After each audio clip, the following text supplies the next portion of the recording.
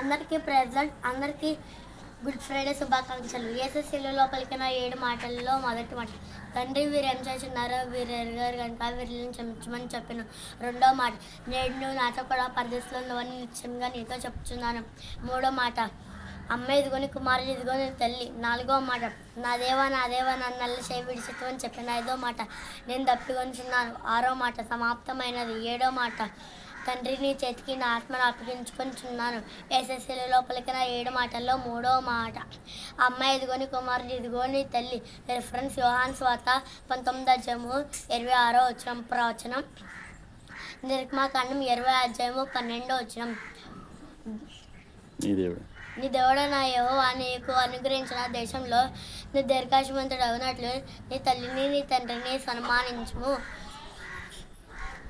మన తండ్రి అయిన దేవుడు మోషే ద్వారా మనకిచ్చిన ధర్మశాస్త్రం ద్వారా తెలియజేశారు. అయితే ప్రభువైన యేసుక్రీస్తు తను శ్రమ పడుతున్నప్పటికీ తన ప్రాణం పోయే స్థితిలో కూడా దేవుని ఆజ్ఞలను గుర్తు చేసుకొని తన తల్లి యొక్క బాధ్యతలను తన శిష్యునికి అప్పగించారు.